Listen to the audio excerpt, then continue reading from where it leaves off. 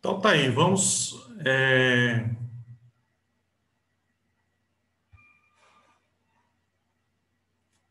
analisar então.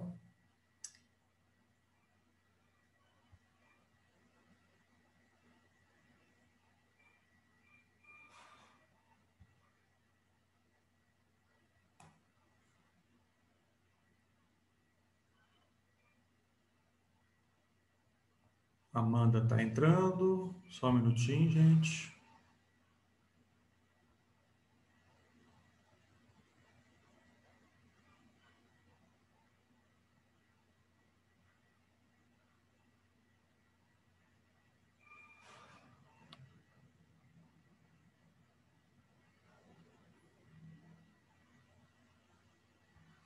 Bom, então, construção de gráficos. Mais algumas leituras a respeito de como construir bem um gráfico, tá?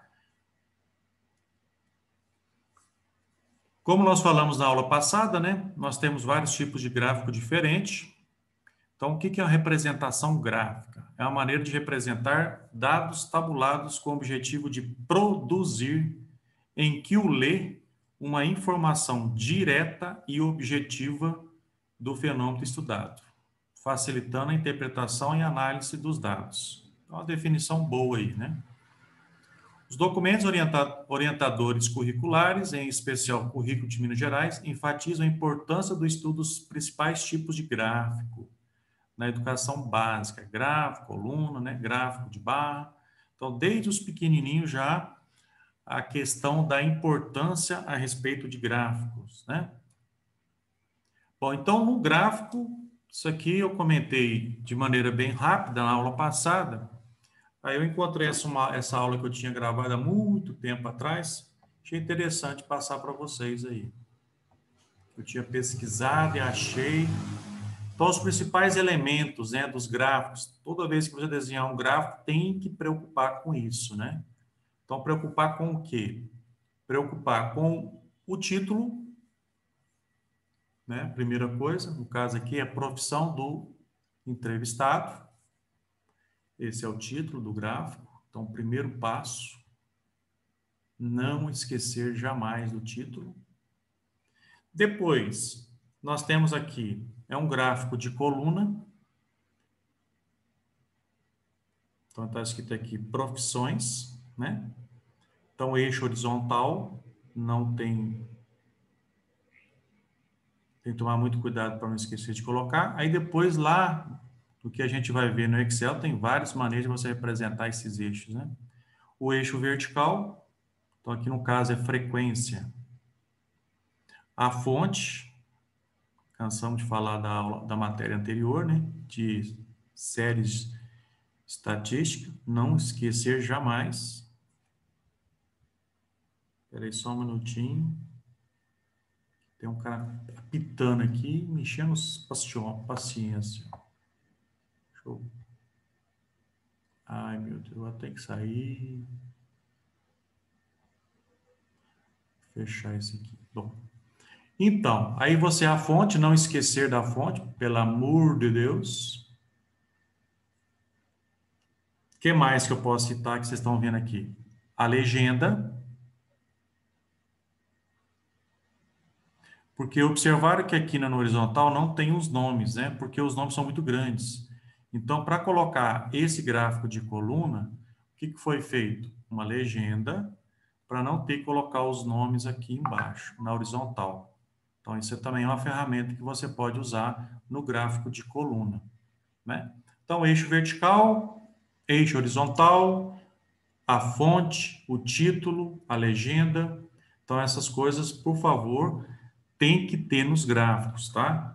Hoje eu vou passar um trabalho para vocês, então vão gravando aí, ó, o que é preciso colocar em cada gráfico quando você constrói no Excel.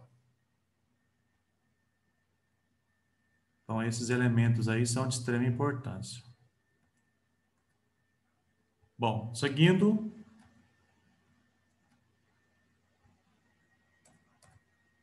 Compreendendo melhor os principais tipos de gráfico. Isso aqui nós já passamos na aula passada, né? Aí tem um resuminho aqui, um pouquinho meio mais claro do que a aula passada. por isso que eu estou passando novamente. O gráfico de linha, está aí um exemplo, gráfico de linha. O gráfico de barra, gráfico de coluna, o gráfico de setores, que é o gráfico de pizza, e o pictograma, que é esses gráficos que tem a questão artística envolvida também no gráfico, né? Tem um design artístico, é os pictogramas.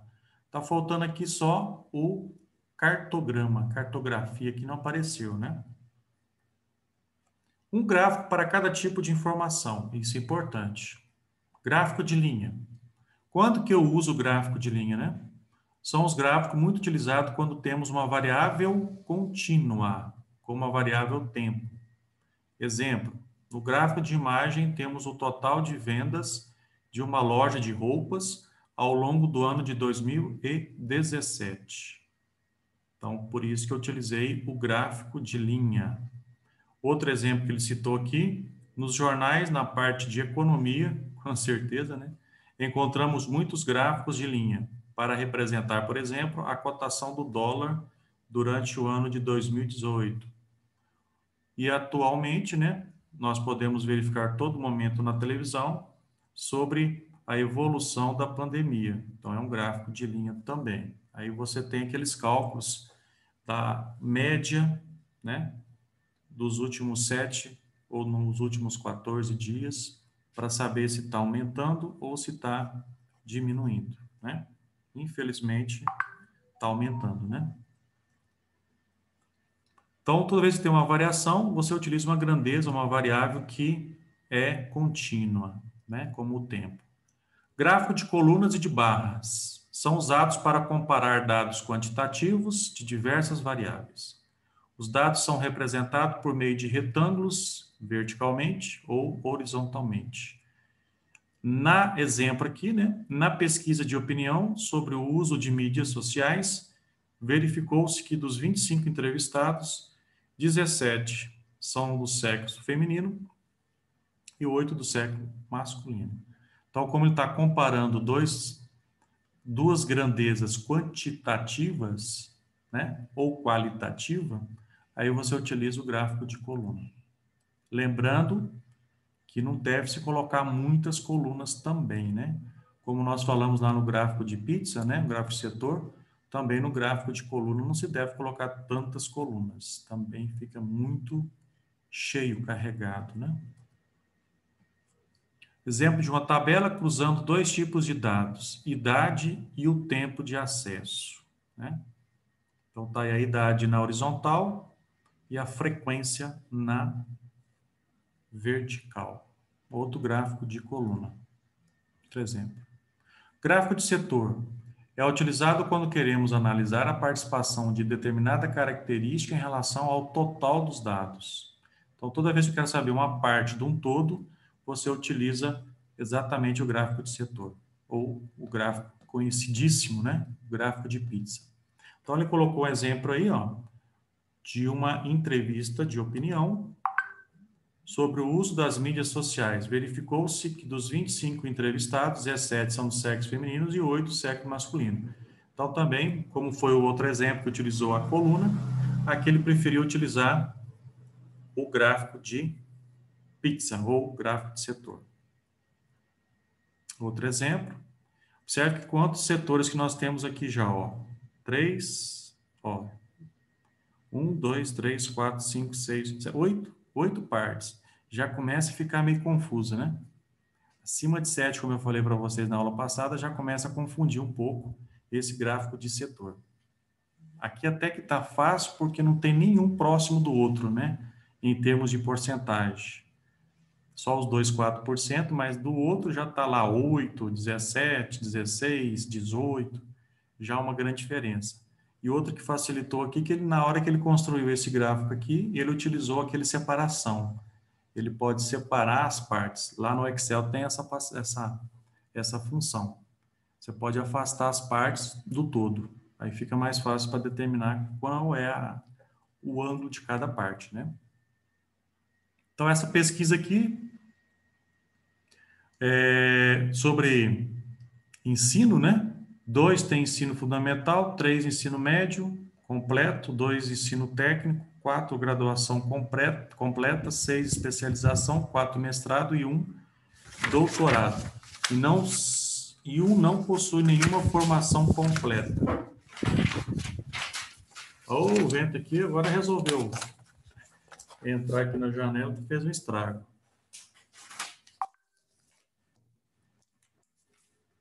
Muito bem. Continuando. Ao pictograma aí. Então, para quanto que eu vou usar o pictograma? Constitui um dos processos gráficos que melhor fala ao público, pela sua forma ao mesmo tempo atraente e sugestiva. A representação gráfica consta de figuras que representam os dados colocados, né? Dados coletados. Então, está aí a pesquisa de opinião, né? Dos 25 entrevistados, 8 gastam 50 por mês, 8 gastam 40, 7 gastam 30 e uma gasta R$20 e uma gasta R$10 por mês. Aí é econômico, hein? Então, aqui utilizou as notinhas exatamente para mostrar a parte gráfica, para chamar mais atenção. Eu tinha falado isso, né?